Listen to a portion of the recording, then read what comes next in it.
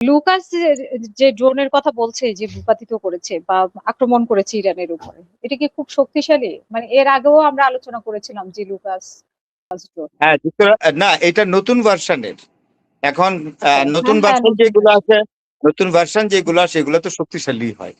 সুতরাং আপনি আপনি যে মনে করেন বলছেন যে ওরা ইরানের, হ্যাঁ, বিরতি নিয়েছে অস্ত্র বানানোর জন্য, বিরতি নিয়েছে রাইট, আবার এটাই অস্ত্র কারেক্ট, বানানোর জন্য। হুম এটা কারেক্ট। হুম হুম তো হুম আমি এটা তো একেবারে ভিতরের খবর না জেনে আমি আপনাকে মিডিয়াতে বলবো বলেন, তাহলে আমাকে চ্যালেঞ্জ হুম করবে না অনেকে?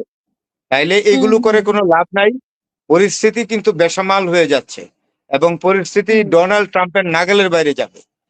হুম এতে ডেমোক্রেটরা আমেরিকাতে লাভবান হবে, ডেমোক্রেটরা খুব এখন লাভবান হবে। এরা উৎপত্তি বসে আছে, সামনের ইলেকশনে এদের ল্যান্ডস্লাইড ভিক্টরি অর্জন করবে, বিজয় অর্জন করবে এবং ট্রাম্পকে তখন অনেকগুলো মামলায় ফেলবে। ট্রাম্প যখন আর প্রেসিডেন্ট থাকবে না, অনেক বড় বড় হুম ধরনের মামলায় ফেলবে।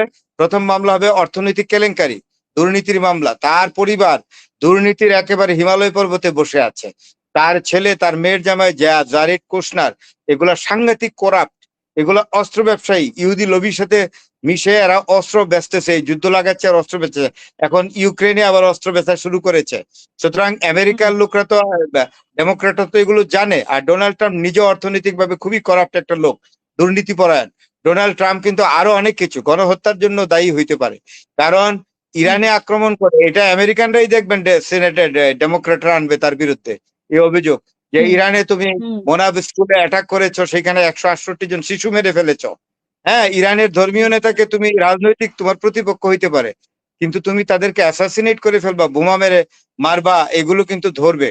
সুতরাং ডোনাল্ড ট্রাম্প হুম হুম কে কিন্তু he will have to face a serious consequence after his tenure as president, no doubt about it. হুম ধন্যবাদ। হুম। এবং কুয়েতের আপনি দেখছেন যে কুয়েতের একটি ক্ষেপণাস্ত্র ঘাঁটিকে লক্ষ্যবস্তু করে মানে যেভাবে উড়িয়ে দিয়েছে ইরান, তো একদম জর্ডানেও উড়িয়ে মারাত্মক দিয়েছে, ভাবে আঘাত কুয়েতে করেছে, দিয়েছে, একদম উড়িয়ে কাতারে দিয়েছে। দিয়েছে। জর্ডানের অবস্থা খারাপ, হুম জর্ডানের বাদশাহ আব্দুল্লাহর অবস্থা খারাপ হয়ে যাবে। আব্দুল্লাহ একটা হুম ইসরায়েলের এবং আমেরিকার পদলেহনকারী লোক। সে একটা হুম মানে hmm he is not, he is not capable enough to save his sovereignty and independence at all. Hmm hmm. এবং যুক্তরাষ্ট্র হবে হরমুজের অভিভাবক, মানে অভিভাবক তো দিতে হবে মানে যুক্তরাষ্ট্রকে অভিভাবক হরমুজে। হবে কি, পরের জনে পুদ্দারি করতে চাও তুমি হ্যাঁ, ডোনাল্ড ট্রাম্প? সেটাই তো বলতেছে। তোমার তোমার বাপ দাদার তাল্লুক নাকি এটা? হরমুজ তাল্লুক হলে ইরানের, ইরানের মানুষের হুম বাপ দাদার তাল্লুক। তোমার কি? Who are you exactly to make hmm the control on Hormuz? You are nobody. Hmm hmm. In any আরে international law, you cannot exactly come to control Hormuz at all. ইরানের সেটাই। প্রতিটি নাগরিক আয়াতুল্লাহ আলী খামেনির এই হুম আপনার কফিনের সামনে দাঁড়িয়ে সারা Iran, সমগ্র ইরান হুম হুম প্রতিজ্ঞা করেছে যে তাদের প্রতিটি হুম হুম। মানুষ তার জীবন প্রতিশোধ দান নেবে। করবে। হ্যাঁ, জীবন উৎসর্গ করবে দেশের স্বাধীনতা এবং সার্বভৌমত্বের জন্য। আপনি একটা কথা হুম হাসিনা আপা হুম জেনে রাখেন, যে জাতি মৃত্যু ভয় জয় করে, যে জাতি মরণকে ভয় পায় না, সেই জাতিকে পরাস্ত হুম করা হুম সম্ভব নয়।